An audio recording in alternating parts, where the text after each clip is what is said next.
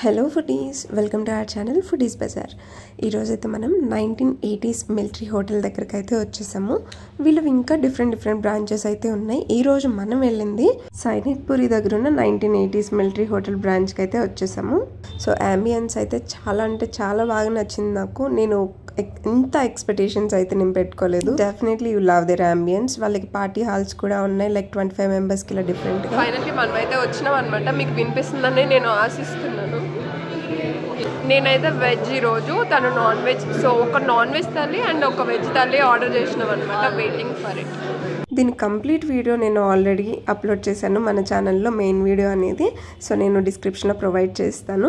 So veg and non veg thali అనమాట. ఇందులో వెజ్లో వచ్చేసి మనకి కర్డ్, ఫ్రైస్, స్వీట్, సాంబార్, పప్పు అండ్ ఇలా డిఫరెంట్గా ఇచ్చారనమాట. రోటీ, paneer butter masala. And non వెజ్లో వచ్చేసి ఫిష్ ఫ్రై పీస్ ఉంటుంది. అండ్ వెజ్లో మనకి ఇచ్చినవి కూడా ఇచ్చారనమాట.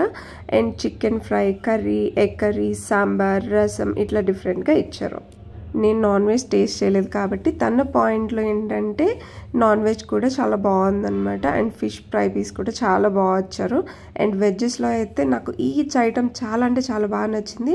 అండ్ ఎక్సెప్ట్ ఒక బనానా ఫ్రై తప్ప రిమైనింగ్ అన్నీ కూడా నాకు బాగా నచ్చాయి. మస్ట్ విజిట్ ప్లేస్ అని చెప్పుకోవచ్చు. ఎందుకంటే వాళ్ళ అంబియన్స్ కావచ్చు, ఫుడ్ కావచ్చు, సర్వీస్ కావచ్చు, అన్నీ కూడా చాలా అంటే చాలా బాగున్నాయి.